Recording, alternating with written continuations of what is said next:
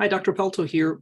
This is specifically a video to help train scribes with physical exam or diagnosis findings. So specifically, I'm going to talk about how to document X-ray findings and how that relates to physical exam findings. So I am going to use I'm going to share my screen and use a test patient here. So here is an example of a test patient that we're going to use for this. When we talk about physical exam findings, there are a number of findings that we can use. I'll give you an example here. This is just a foot pain normal template. This is normal findings. And when we're looking at an X-ray, we're going to specifically be looking at musculoskeletal because that's where the bony deformities show up. So for example, you might have something called pes cavis, which is a high arched foot. You may have something called pes planus, which is a low arched foot. You may have a prominence. You may have something called a Taylor's bunion, which is a bump on the outside. You may have hallux valgus, which is a bump on the inside. And then you also may have either claw toes or hammer toes. You could have a hammer toe with a great toe, second toe, third toe, fourth toe, or fifth toe. And so specifically what I want to show is what happens is when we see a patient on the physical exam, we put in there what they have. If it's a bunion, if it's a hammer toe, if it's a painful metatarsal head, what they have. And then in this area under the assessment and plan, we put in the diagnosis for that condition. And then many times we're getting an X-ray, and this is specifically what I want to show. So on an X-ray, you are going to choose right, left, or bilateral. And then you're going to choose if there's no evidence of bony abnormality. That's very rare. Most of our patients have something going on. And then you're going to document the bone density usually is normal unless they have some type of osteopenia or osteoporosis. Bones and joints are well aligned. Sometimes they have this, but most of the time we click this button. Soft tissue is usually within normal limits unless there's a lot of swelling. And then for children specifically, we say if the growth plates are looking fine. Okay, that's the first. This is kind of the normal findings. Now we get into all the pathology. Within the physical exam findings, you're not going to put in that patient had a fractured, for example, fifth metatarsal. You're going to put that the patient has swelling on the lateral side of the foot. That's what you're going to put, in pain to the fifth metatarsal. And then in this area, you're going to have to document all these findings. So let me go over a few of these findings. Now, first of all, you're going to see that they are in alphabetical order, starting with numbers, and then going down alphabetically A, B, C, D. Okay. And then we'll start at top and see and explain what each of these means. So what we're going to write in the physical exam would be a bunion, but what we're going to note on an X-ray is a first intermetatarsal angle increase. So that is the angle between the first and second metatarsals. That's going to be increased when you say it's a bunion, and when you document like a 12 or a 14 degree IM or intermetatarsal angle, that's going to be how you're going to document a bunion. When you're documenting arthritis in the big toe joint, you're going to say maybe on the physical exam, there's going to be dorsal spurring on the first MPJ or lack of range of motion to the first MPJ, but you're going to document on the X-ray first MPJ with asymmetric joint space loss. Same thing in a more of a bigger degree is when there's dorsal spurring, which is a spur on the top, which you're going to document just like I mentioned in the physical exam. On an X-ray, you're going to see something called first ray elevatus. That just means that the first ray is higher than the other ones. But what you're going to document in the physical exam is normally hallux limitus or something called functional hallux limitus, where the big toe doesn't bend up as much. That's how you're going to document the first ray elevatus. Fourth and fifth intermetatarsal angle is you're going to put the degrees in there, and that's going to be for a Taylor's bunion. You don't put Taylor's bunion in the X-ray.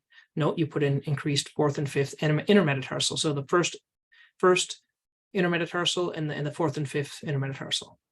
If a patient has an amputation, you're going to note that in the physical exam and also here. If they have an accessory bone, there are a number of accessory bones. These normally aren't noted on physical exam. Normally, these are noted only on the X-ray as an incidental finding. They may have an accessory bone like an os peroneum where the insertion of the peroneal tendons go, or one of the other tendons, or on the back of the talus or something else like that.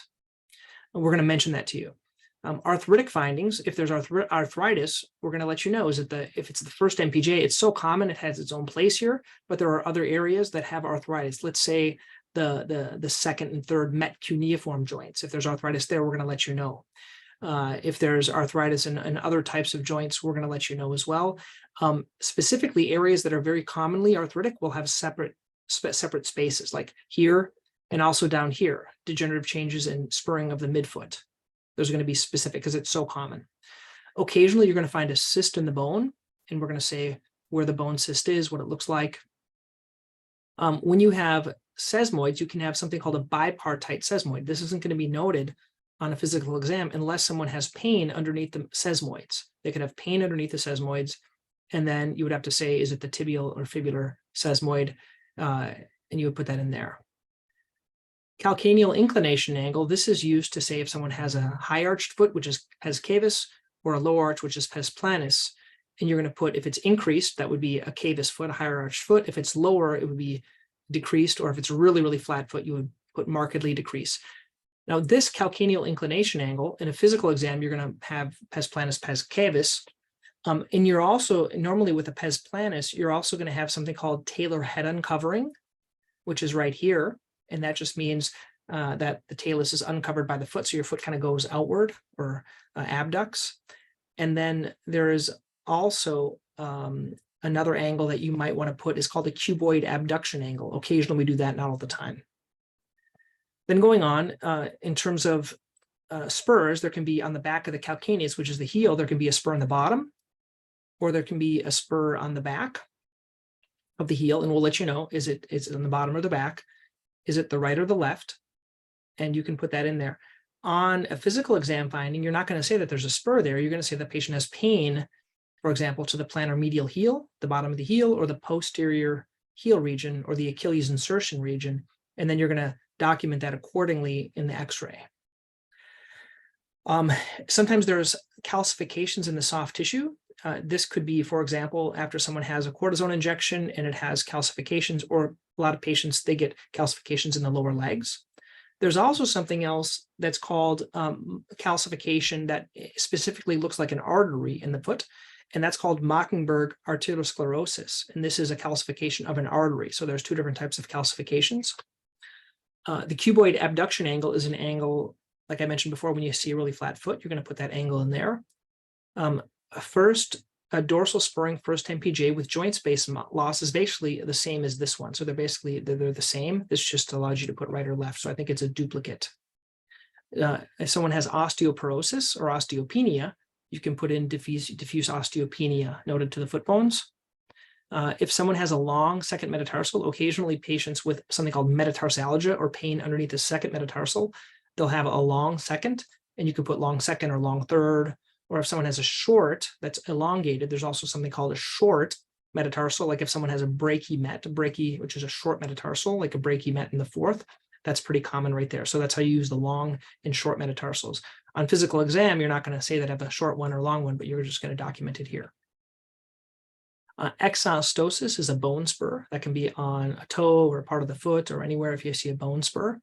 Foreign body, once again, in physical exam, you're going to document, let's say they have a puncture wound or just pain in the bottom of the foot, but you might see a needle or a piece of glass or maybe nothing in terms of foreign body in the foot.